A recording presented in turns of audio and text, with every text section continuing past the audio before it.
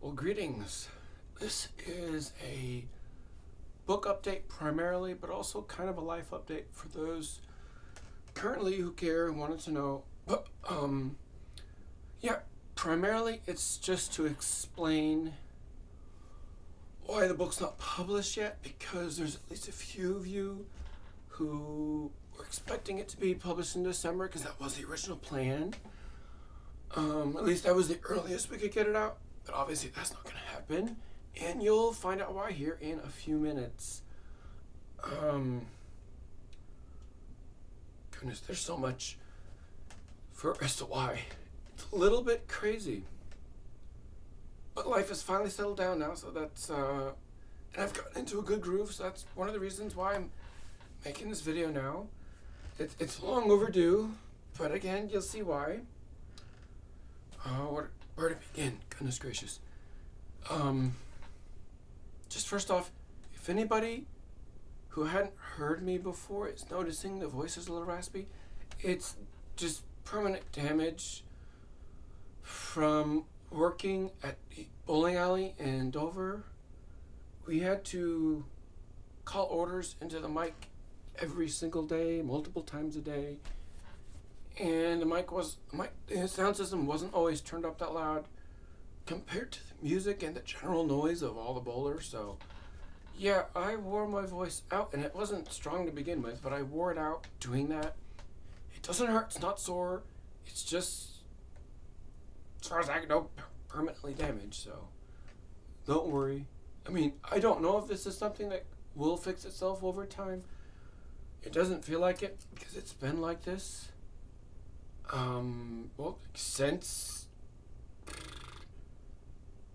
the middle of last year, or was it before that? Feels like it was before that. I don't know, because I was working at the bowling alley for about 2 years.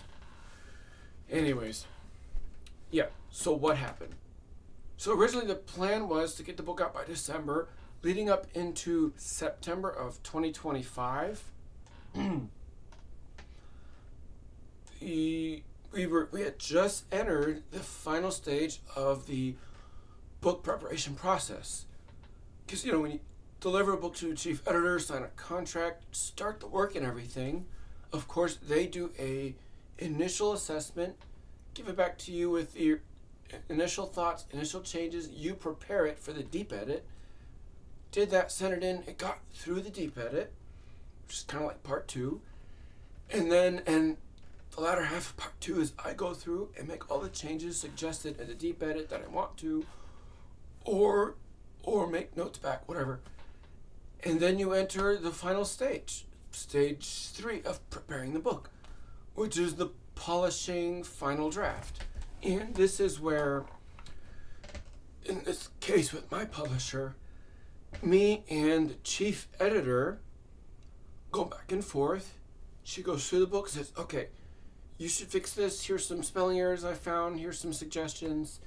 And then I get that, and I have to work on it. That's where I was in September, at the end of it, when I moved to Raleigh, North Carolina. And so I had the first draft of the final polishing edit. Does she call it the galley? I can't remember. My chief editor has her own terminology for it for some reason. That's fine. Doesn't really matter. The point is, it's the polishing edit. It's the final edit. You're just, going through to make sure your book is in high quality it can be before it gets published. So it can be a long process.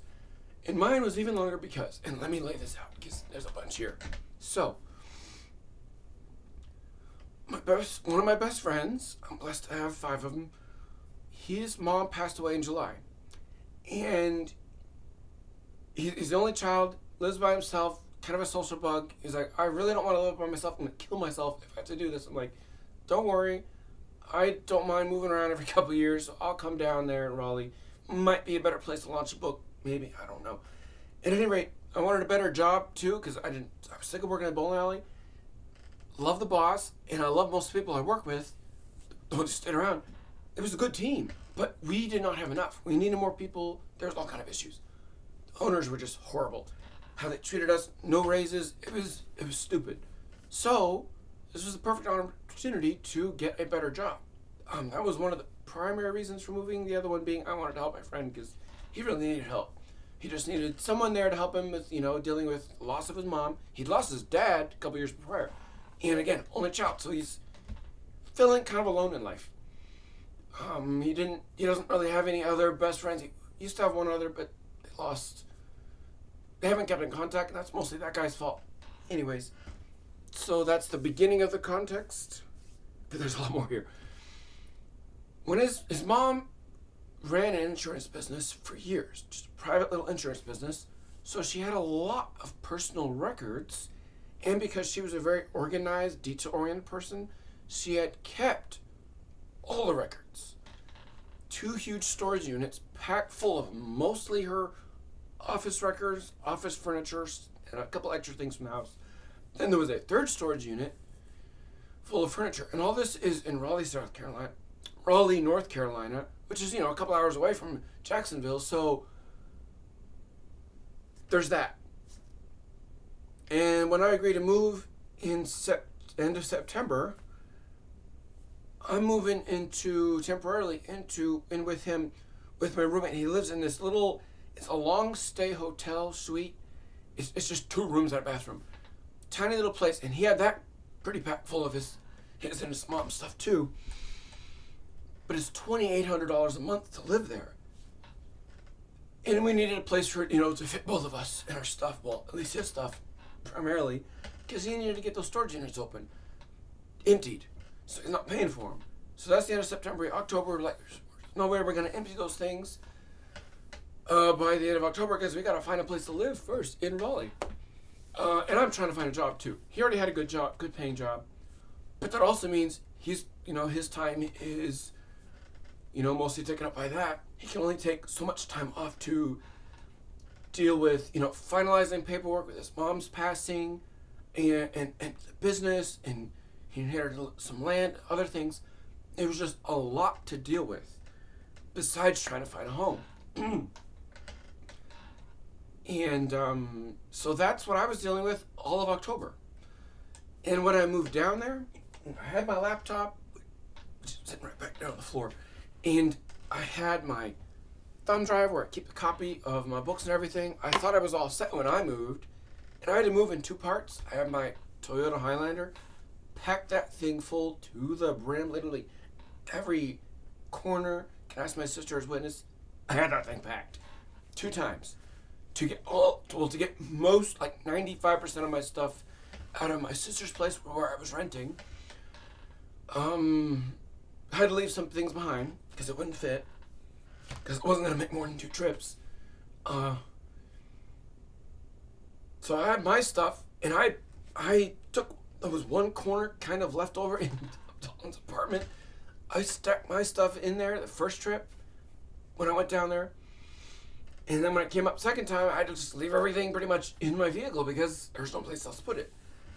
So that's me. Oh yeah, and of course I'm looking for a job, which have been hard to find this last decade almost. Anyways, because I tried to find work in Hartsville, South Carolina, it didn't work. Had moved to Dover, had got a job, wasn't the best, but that was what was available. I tried to find other jobs, but they applied to a number of them, didn't hire me. And it was kind of similar boat here in Raleigh, though I initially I thought I had a job with Amazon delivery, but I didn't. And I'd started that process, but 5 days in, they decided they didn't want to keep me. They didn't explain why. Though I had learned, I do remember, at that time of year, they actually had a surplus of drivers, so they didn't really need too many extra. So I guess they hit standards were high, and I do remember making one particular mistake in the training, because we did a hands-on training. It's very possible that that's what cost me the job, but I don't know because they didn't tell me. Anyways, so I didn't get that job, and that was a $21 an hour paying job, which would have been decent. All that I did get was a part-time job at the Belk in the mall, but that was only $15 an hour, and even though I did what I usually do, work really hard, bosses like me, learned the stuff. I was a good employee. They made it very clear because I asked and pressed and looked and asked, and others who have been there longer can verify. Yeah, they don't give out raises, not very many. So I was like, this 15 an hour is not going to cut it. Not in Raleigh. The place we eventually found took a while. It took several weeks, most of October. Oh no, it didn't. It was the end of September, and into October we did find. That's right, because by the end of September we did find a place.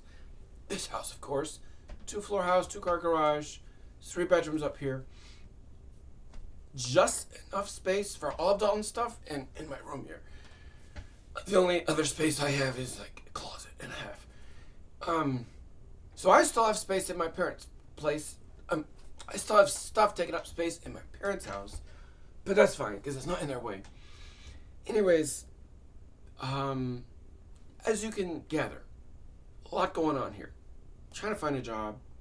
In the background, I am wanting to work on the book, but there is no time in between of moving everything because we're making trips to Jacksonville when my roommate's able to get off to fill. And we got the largest U-Haul truck available.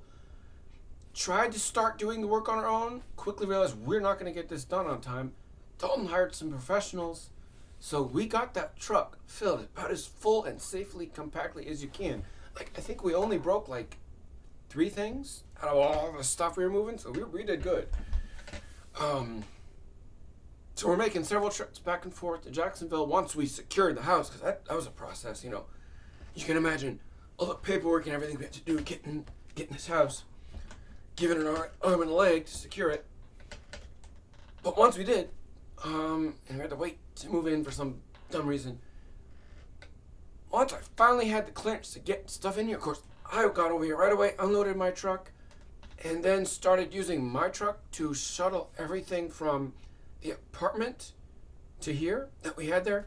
It took 5 trips total to get everything out. And there were a handful of things we did. You put in Dalton's Avalanche when he was able to use it, in between work, because I was doing most of it because he was working while I was looking for a job, doing interviews or whatever. Eventually I settled on DoorDash as a job, and I'm doing that full time right now, and it's working. I'm able to do about 100 a day, and if on the weekends I can do more, so 800 to 900 a week, and that's paying the bills. So it takes a lot of time, of course. You have to do a lot of driving, but that's just, it is what it is. So dealing with all of that, in the midst of all of that, and I should mention this context, all of the paperwork that Dalton inherited from the business, there was a whole lot of personal records, both from his mom and just her business and all of the insurance customers. So that has to be dealt with very specifically, according to the law. So Dalton had to buy a shredder, and we had to get big bags, shred a whole bunch of documents, go through them, take out paper clips and all this stuff. It took weeks. It took most of October and into November to get through all this stuff. And you can imagine all the trips.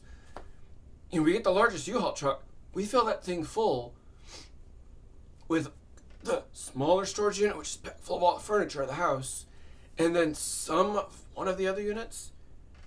Brought that stuff here, put all the furniture in the house, filled the garage, and we're like, oh goodness, we've got 2 units still mostly full to empty. So I had to work really hard to get as many boxes as possible out of the garage into the house. We filled the dining room. I wish I had a picture to show. We literally filled the dining room full of boxes to the ceiling, into the kitchen. Like, we had a narrow gap. We had to move boxes just so we can get to the kitchen, from the living room to the kitchen. And in the living room was full of boxes. It was ridiculous, but this is what we had to do.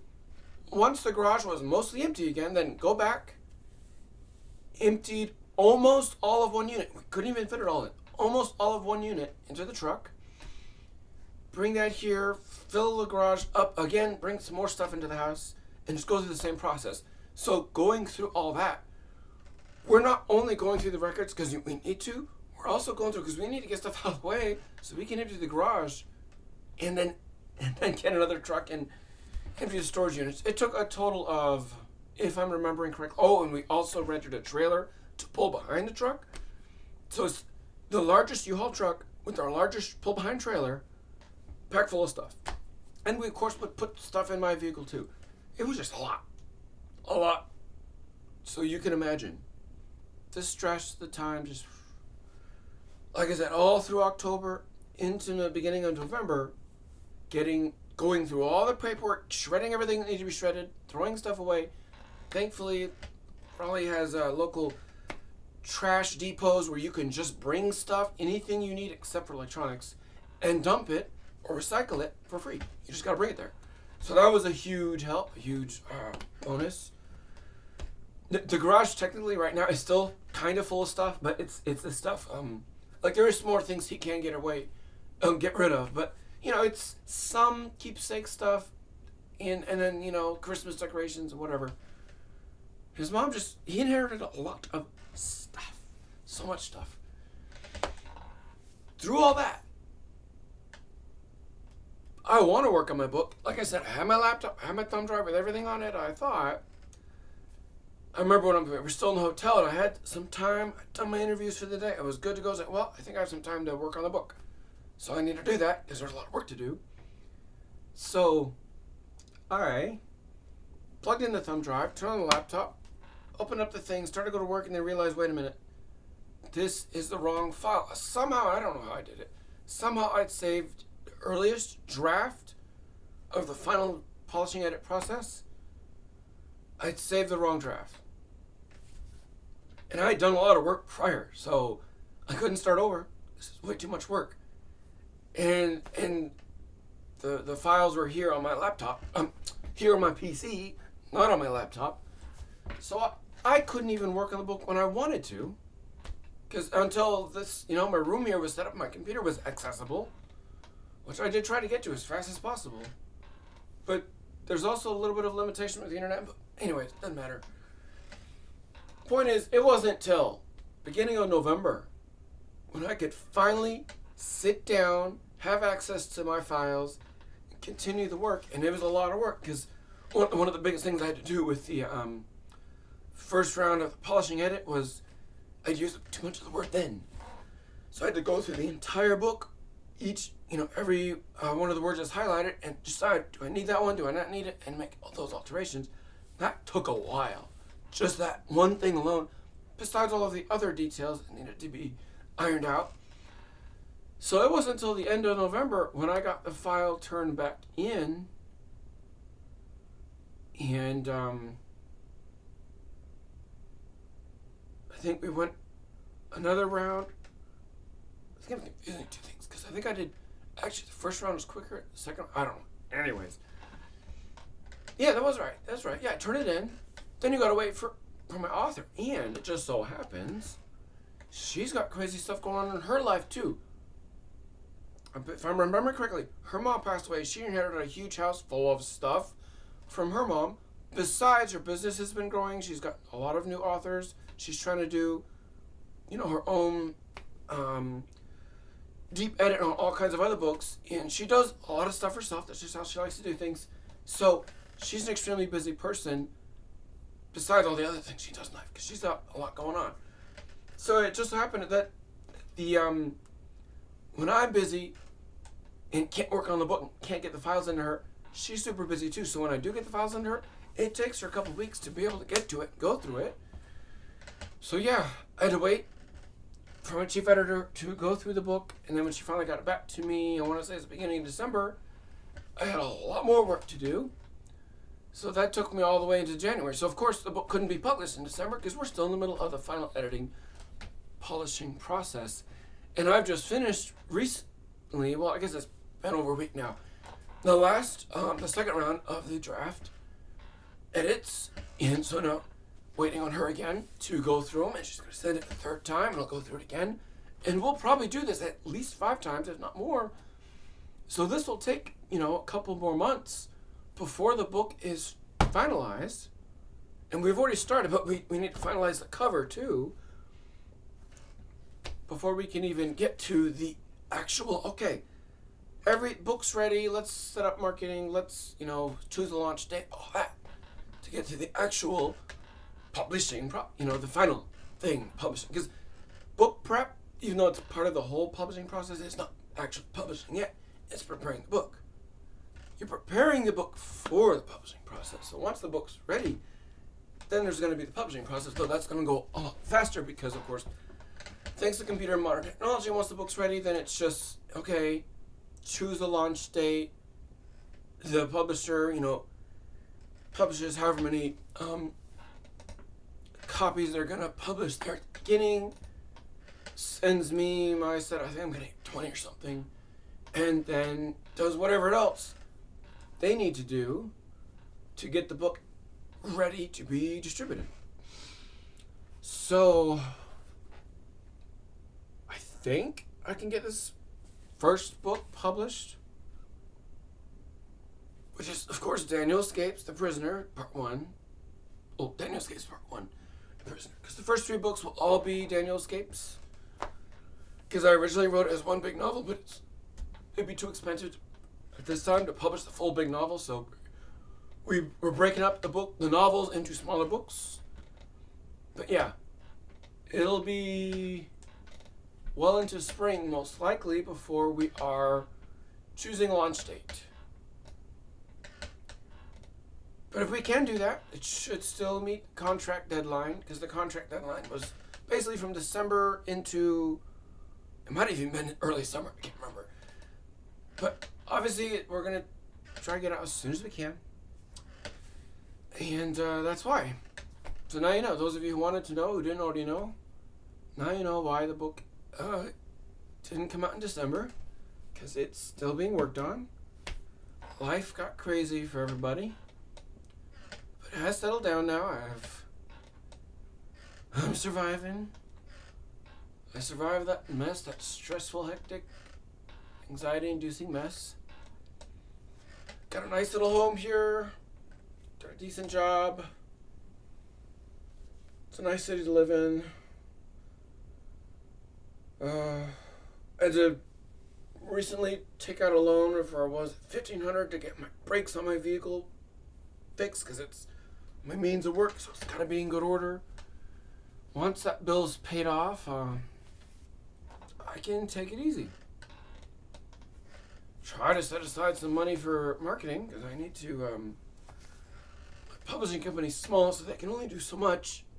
I have my social media platform. It's not much of anything, but I'll be posting as soon as I got stuff to post. Of course, this video is going up, but this is just an update, of course. But yeah, hopefully that answers the questions you might have about where things are at. And for those of you in the future, greetings. Now you know what I was going through back here, end of 25, beginning of 26. Year the publication of the first book of the Lord Von Dor series. Assuming I don't die before I get to do the rest of it. I'll, of course, be seeking to publish the rest of the books. I have, technically, because we're dividing up the books into 3 parts, technically 52 books are ready to go. Or, the first rough draft is ready. Because, as I've just been over, there's a big process of getting that rough draft into a professional quality book that's ready to go out to the fiction book market. I definitely can't wait for that, of course. Struggling to get there. Fighting all kinds of different ways, mentally, through emails, whatever. But yeah, it will all pay off. We'll get to this goal, My goals are get the book published, 1. Try to get 200 books sold. Because then I'll have met the average of what every book author out there who publishes a book gets. Like, they at least sell 200 books. So get the first average, 200. But the real goal, the one I want to get to next, is 5,000 copies sold. Once 5,000 books are out there in people's hands who are reading them and love them, that is key. 5,000 people who love the books and read it, enjoy it, then word of mouth will take over, and the book has the ability to become a phenomenal fiction book success. We'll see how good it goes. I've written it, created it, or I'm trying to create it to the best of my ability, to exactly what I've designed. Trying to put it, trying to put my creative spin on it, make it unique, make it stand out, while at the same time trying to make it professional and, good, accessible to as many people as possible. But I suppose the main audience will be young men, 12 to 17, but it'll definitely interest anyone older and anyone else. Because it's interesting, but according to the book experts, guys will read books with men as the main characters, not so much if there's a female main character. Like, the statistics just say it's lower. Obviously, some do. Katniss Everdeen is beloved by a lot of guys, I'm sure. But it's just a thing, a trend, or it's a guy thing, maybe. Guys like to read about other guys. But girls don't care. They'll read any book, doesn't matter who the main character is. Again, that's what the experts say, that's what the statistics say, so I don't have to worry about that. In other words, if I was writing a book with a female main character, female main lead, technically the overall global audience that's possible would be smaller. So I don't have to worry about that detail. It's science fiction. Fiction is the best selling on the planet, with one exception, the Bible.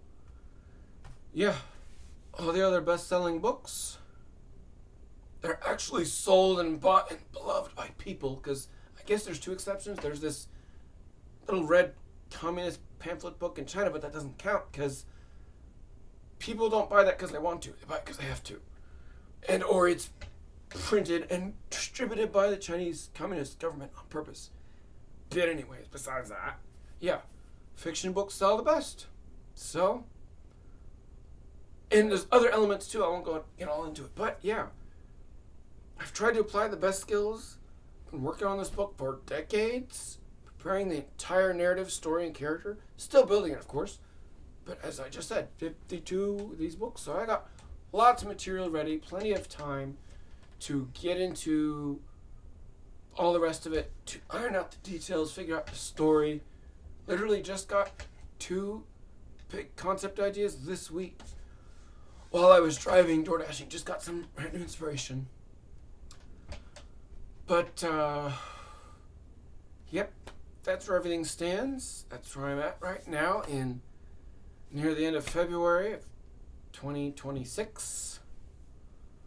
Hopefully it won't be too many more months before the first book's out, and I can start doing podcasts and radio interviews and whatever else I can do to help talk to the fans,